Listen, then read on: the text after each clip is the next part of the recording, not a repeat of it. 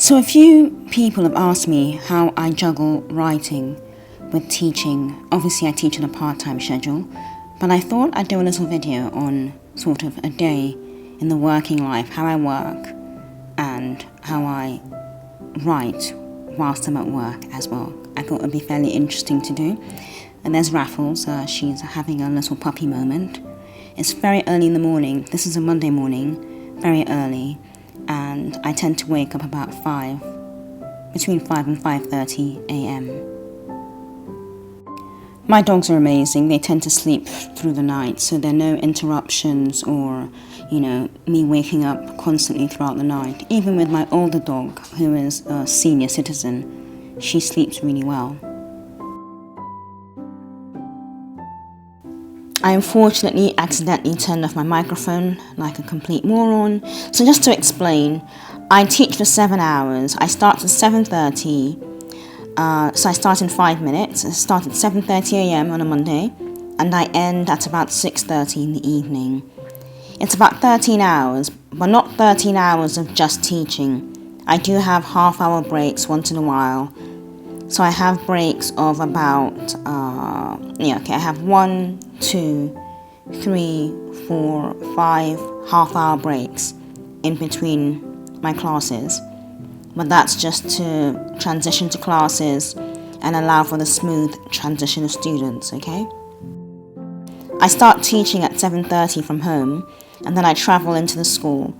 That takes about half an hour or less. And then my last class in the school is at 5 p.m. And then I have a half-hour transition from the school back to my home, and I teach my last class at home, finishing at 6:30.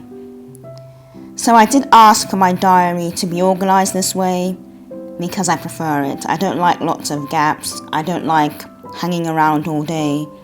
So all in all, I teach about 1, 2, 3, 4, 5, 7 classes in one day on a Monday.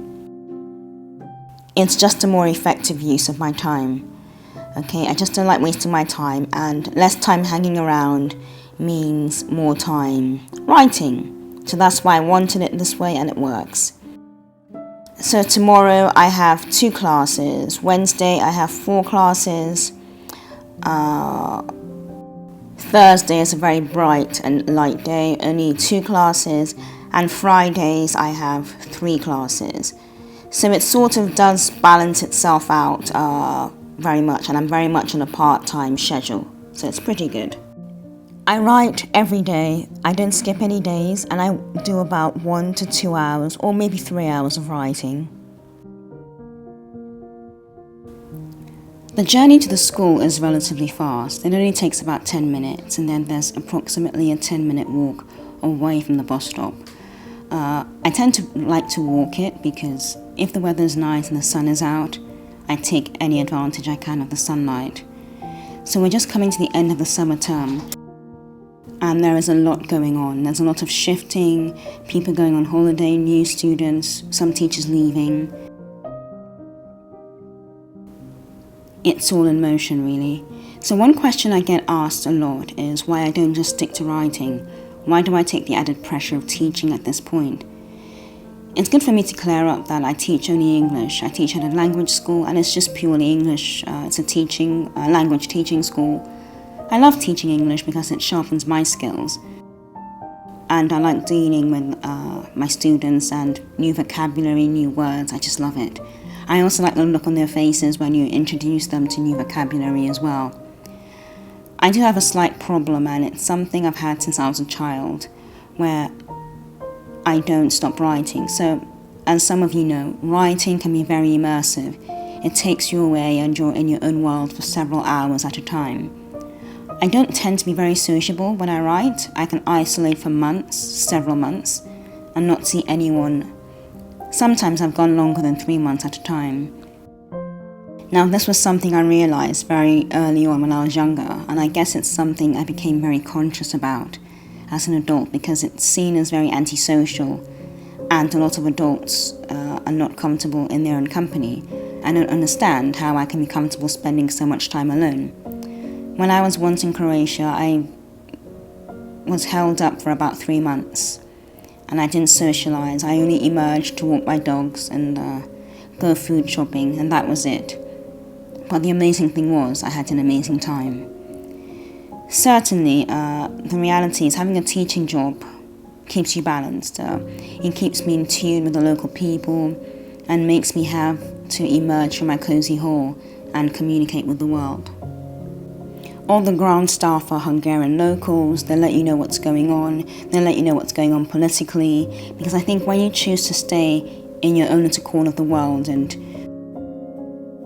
sort of inside for hours or days at a time, although that can be very good for some of us, for the rest of us it's not so good, it's not so healthy. We need welfare checks, we need people to check on us.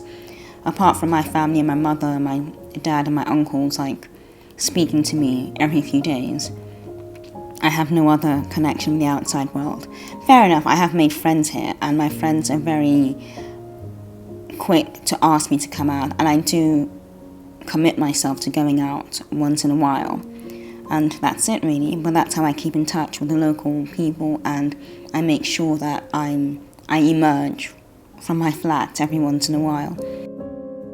Now, in terms of juggling the writing with work, I find it fairly easy, but what I do is I pull out a keyboard. I have a mini keyboard. I bought it solely for this purpose because I like to be able to write on the go. There's nothing fancy about it. It's purely I think it's a Logi Pebble keyboard, but I absolutely love it. It's very lightweight. I take it anywhere with me.